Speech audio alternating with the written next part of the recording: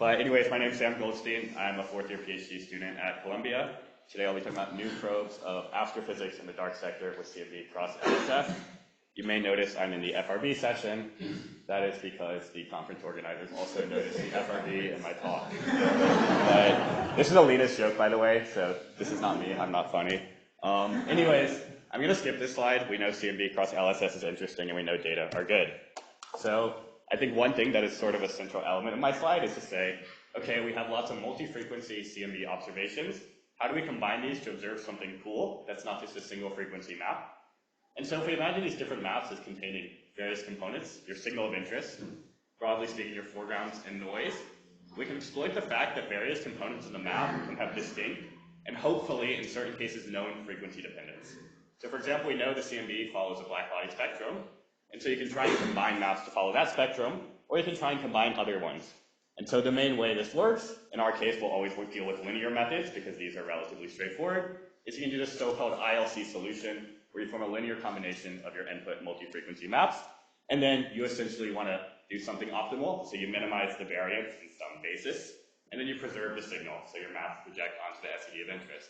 So you can play this game, make maps of the black body spectrum. This contains CMB, lensing, KSC, and a lot of other interesting terms that you can ask Salim about. But you can also do things like for the thermal Sunyaev Zel'dovich effect, a different spectral distortion to get these Compton Y maps, and now we can look for things like clusters and study TSC. But you can also play games like deprojecting components. So you can make it so that it follows the black body SED, but has zero response to the TSC SED. So then this map here will have zero correlation with the non-relativistic thermal Sunyaev Zel'dovich effect statistically, but of course it has increased noise compared to the map I showed earlier. But what's fun to do with these is that Junwoo was showing that you can actually look for dark sector particles in these maps.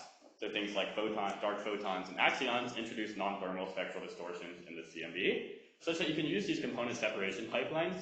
In this case, I'm using ILC, written by Fiona McCarthy and Colin Hill, to construct maps of dark screening in our universe. And we'll see that we can use these to look at fun physics scenarios. So what should we do with these maps? Part one of my talk is going to talk about trying to use these to probe the dark sector. The idea being that you have a CMB photon coming from here. It passes through the possibly magnetized plasma surrounding a galactic halo, and then following the conversion processes Junwoo was talking about, it converts into an axion, or in the absence of a magnetic field, a dark photon. And so what you should imagine is that when you look at the CMB, you get this anisotropic screening mechanism that's similar to patchy screening that people are used to, but this is nice because it couples to the monopole and introduces a frequency-dependent spectral distortion. So in practice, what can you do? We can make this map, and then we can do two things. Many of us are cosmologists, so we get a map and we immediately want to measure its power spectra. This is probably not what you want to do here, because in the null hypothesis, this map is totally noise-dominated, and it's very complicated to try and derive any constraint from this, because you can only set upper limits based on the noise. So if you measure this auto power spectra, you can see wiggles in it. These are not wiggles from axions. This is actually due to the fact that there's residual CMB in our map. And so if you want to try and learn something from this map, you need to characterize this noise. But of course, we know autospectra are very challenging, but if we have something that's correlated with a large-scale structure tracer, we can cross-correlate with LSS, and this is much more sensitive typically because we have phenomenal LSS data. And in this sense, we can take the maps, cross-correlate with the unwise blue galaxy catalog, which are a low redshift galaxy catalog that's excellent for cross-correlating with these dark screening maps because there's nearly full sky coverage, so you get really nice overlap with the Planck measurements. There's also a relatively high number density, so you're actually measuring a ton of galaxies. And so you can do this cross-correlation measurement, and you get a measure of the cross-power spectrum. And the really nice thing about this cross statistic is as long as you've removed all the foreground residual contaminants, your null hypothesis is that in the absence of axions, you should find zero. So in this analysis with unwise cross-Planck, if we were not careful about things like TSC and other foregrounds, we find a large signal that doesn't actually look like what you'd expect from axions. But once we do some bias variance trade-off, get some increased noise, we find something that's completely consistent with zero. And so we find no evidence of this axion-induced spectral distortion in current CMB measurements. And so then you can go one step further. You can combine it with a halo model calculation. We have some code to predict these halo model cross-correlation coefficients or cross-correlation spectra. And you can ask Junwoo's talk, or you can ask me later about how we actually do this. And now that we have measurements and a theory prediction, you can derive constraints on the axion-photon coupling. And so these are shown here. These are our bounds in red, and they're some of the tightest constraints in the literature, of course subject to the assumption of the halo model. But you can do similar things for the dark photon, which Fiona McCarthy led, and those are actually some of the the tightest constraints on dark photons across 2 orders of magnitude and mass. And so these are old results, so I almost feel bad talking about things that are a year old, but I think the future of this dark screening is actually rather bright. We already have much better data, so this is a forecast, but if we were to include measurements from ACT with the same level of uncertainty about TSZ and CIB, you can see that we have much better sensitivity. So these high LCMB measurements, and this is still just cross-correlating with unwise, could look like these purple points here, whereas our previous paper were these gray data points. You can also imagine changing up the LSS tracer, and there's lots of good reasons to potentially consider this that I don't have time to talk about. But I also want to address, I saw elephant seals recently for the first time. So the elephant seal in the room is that foregrounds are really the major problem with these types of analyses. So we spent a lot of time discussing about theoretical limitations for large-scale structure across CMB, but maybe we haven't talked too much about how foregrounds are incredibly annoying, particularly cosmic infrared background. So in this case, we have to make relatively agnostic assumptions about the CIB in order to get an unbiased measurement. But at the moment, if you imagine trying to do this analysis with ACT, we actually only get around a 20% improvement from the measurements I showed before compared to the Planck analysis. But if we could somehow get around some of these challenges with the CIB, we could be talking about factors of 2 or 3 improvement in constraints. So we should think about how we can do foregrounds better. We can also always improve the modeling side. I think we can learn a lot from the data people are looking at here, things like improving the halo model. But in the absence of a signal or a detection, I think the higher priority is to try and boost the error bars in this measurement as opposed to addressing the model. So then in these last 3 minutes, I'm going to talk about something completely unrelated, but using similar code. And so this is this rotational KSZ effect with Colin Hill. The idea is that if you have a rotating galaxy cluster, and you're looking at it along the line of sight, it's rotating this way, you should see a dipolar pattern in the KSZ due to the fact that the rotational motion is some is moving towards you and some is moving away. Of course, in practice, you won't see this pattern because you also have the bulk KSZ as well as small-scale CMB. But you can imagine trying to construct an estimator for this dipole. And essentially, if you somehow knew the angular momentum of all the halos or clusters you're looking at, you can imagine if they're dominated by a signal, you rotate them by the angular momentum vector, and then you see a stacked dipole. And this is a useful way to beat down the noise from the primary CMB, as well as the intrinsic bulk KSZ. And so actually, Eric Baxter did this in 2019 in this very cool paper, using roughly 13 relaxed clusters with rotation estimates. And then they stacked Planck CMB data, doing this oriented stacking pipeline on these clusters, and found roughly 2 sigma evidence for some dipole in the expected signal. And of course, we also saw some preliminary evidence in the lightning talks.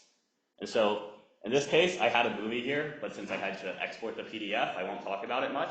But so we have a way of essentially estimating roughly the galaxy angular momentum, or the angular momentum of the halo, by using the member galaxies and using the redshifts to try and find the angle that maximizes the dipole in the redshift distribution. So this is not to be interpreted as the bulk rotation of the halo. This type of estimator is incredibly sensitive to things like substructures, mergers, etc. We're simply just trying to look for internal motion in the halo, not necessarily coherent rotation. And we also have some tricks for cleaning up the CMB data, including polarization, to try and measure temperature secondaries. But the main result we find is that you can run your code on the distribution of 25 clusters and looking at the redshift map of the galaxies. And you see a dipole here, such that we can interpret there as being a relative velocity between these galaxies and these statistically. And if we expect the galaxies to be moving in a way that's correlated with the gas, you can also do a stack on the CMB data, and you find some mild evidence for a dipole that is in the expected direction here, where we should note that KSZ has a net minus sign, so that's why these are in the opposite way. But then you can ask, is this statistically significant? Sort of. It's around tentative evidence, 3 sigma for a dipole in the stack. The overall amplitude is broadly consistent with what you expect from hydrodynamical simulations. You can consider the profile. But to get on end result, what can we do with this? In theory, you can learn quite a bit. You can study the rotational support of the clusters, structure formation, vector modes, parity. In practice, I'd say we can't do much with this measurement. This measurement has low signal to noise, so we should always be skeptical. It's an extremely complicated estimator when it comes to trying to interpret it. There's a lot of selection effects with how you select the sample, weighting, and of course we have a large contribution from things like mergers and infalling structure. And I would not say this constitutes evidence for the coherent rotation of a galaxy cluster.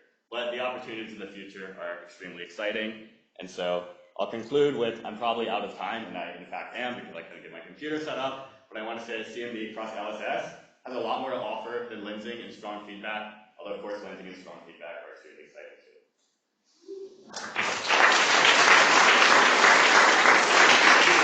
All right, thanks Sam for a very nice talk. Questions for Sam?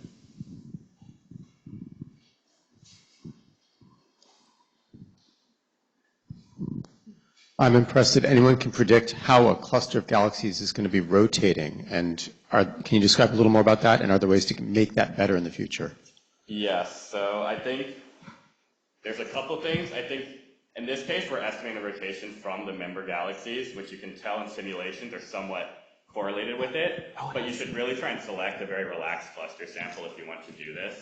And in our case, we have a lot of merging clusters because these are nearby ones. So a lot of ours, we're calling this rotation, essentially the angular momentum about whatever you've identified as the cluster center. But in the future, you definitely want to try and have a large sample of relaxed clusters with more spectroscopic member galaxies in this, or maybe you can do some more clever estimator based on like some reconstructing some type of large-scale field. And yeah, I think there's much better ways to do this. But. Hey Sam, really cool stuff. I was wondering, so right now you're sort of trading very low-end statistics because you want these big massive clusters where the effect is larger. Could you imagine trying to do this rotational KSZ measurement with a very large amount of galaxies with like IFU observations, for example, where it'll be less dynamically complicated, I guess, because it's just a single object rotating, but maybe the signal is smaller? Yes, absolutely, and I hope someone does do this soon. Zoltan and Hyman has a paper looking at this and playing with some preliminary IFU observations from a few years ago. They found around 2 sigma evidence.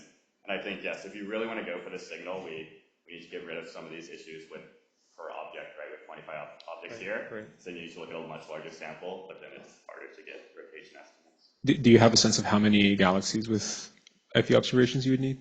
I think this depends. There's a forecast in this paper by Zoltan, but it's a little challenging because you kind of need to know the masses of the objects you're in to roughly predict what these are, right? So here we're like really sensitive to things like mergers, but we're also have much more massive clusters, and we're really boosting up tau, and we also have large velocity from the mergers. So you have to do the whole trade-off between mass, velocity, and number. Great, thanks.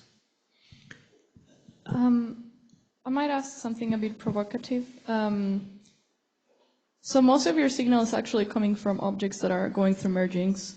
Why did you decide to call it rotational KC if what you're measuring is actually mergings? Yeah, I think this is like, I think people are upset about this, which is honestly fine with me. I think it's cool measuring something in KSZ, but in my opinion, I think the understanding is that this rotation is really driven or started by merging. So you're trying to think what's going to actually inject angular momentum into the clusters. And so, I don't know, I actually couldn't figure out what the definition of rotation is. Like if you want to define it in like group theory ways, yeah, maybe this doesn't work because we're not actually doing the proper symmetry of like this transformation. But like, I don't know, I think this is, I think we can call it substructure induced KSZ. I don't care. Like, I think, yeah, we never claimed like it's the coherent rotation. I think I'd be really excited when someone sees this, but it was a lot of fun to work on.